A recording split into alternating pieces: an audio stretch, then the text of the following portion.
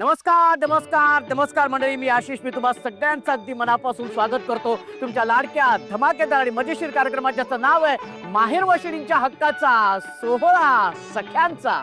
मंडळी, आज आपण आलेलो आहोत काळा चौकी येथे आणि तिथल्या काळा चौकी विभाग सार्वजनिक गणेशोत्सव मंडळाच्या काळा चौकीच्या महागणपतीचं आपण दर्शन घेतलेलं आहे. आणि या बाप्पाबद्दल सांगायचं म्हणजे हे या मंडळाचं 17वं वर्ष आहे आणि सगळ्यात मोठा पारंपरिक आगमन सोहळा ह्या बाप्पाचा असतो. त्याच्यामुळे या बाप्पाचं दर्शन घेतलेलं आहे. तेव्हा दर्शन घेऊन सुरू करूया आपल्या धमाकेदार आणि मजेशीर कार्यक्रमाला, ज्याचं नाव आहे माहेर वशिणींच्या हक्काचा सोहळा सख्यांचा. गणपती बाप्पा मंगलमूर्ती.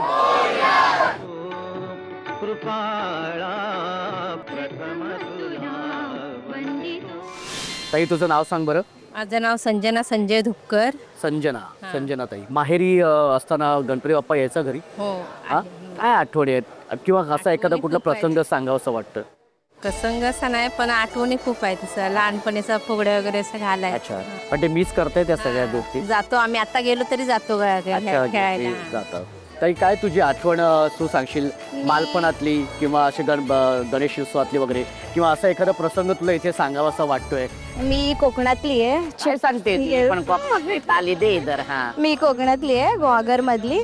सो दरवर्षी आम्ही कोकणात जातो आणि माझ्याकडे 5 दिवस गणपती असतो गावी. हो, 5 दिवस गौरी गणपती दोन्ही असतात माझ्या घरी. अच्छा. आणि त्यामुळे आम्ही तर खूप मजा करतो. रोज रात्री गणपती असतात तेव्हा नाईट मारतो, खूप फुगड्या करतो, मुलींचे नाच करतो.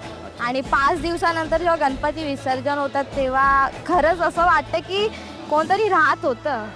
5 दिवस एक जिवंत कोणी आमच्यासोबत राहत होतं असं आम्हाला वाटतं. आणि जेव्हा तो जातो तेव्हा तर खूप रडायला येतं आम्हाला. आणि दिवस तो खूप सुन्न वाटत असतं आपल्याला. हा, त्यामुळे माझ्या घरीच असतो. त्यामुळे ती ज्या लोकांच्या घरी गणपती नाही त्या लोकांना खूप वाईट वाटत असेल, पण जी ती फिलिंग खूप वेगळी आहे जेव्हा स्वतःच्या घरात गणपती असतो तेव्हाची. पण यावर्षी बाप्पाकडे काय मागशील तू?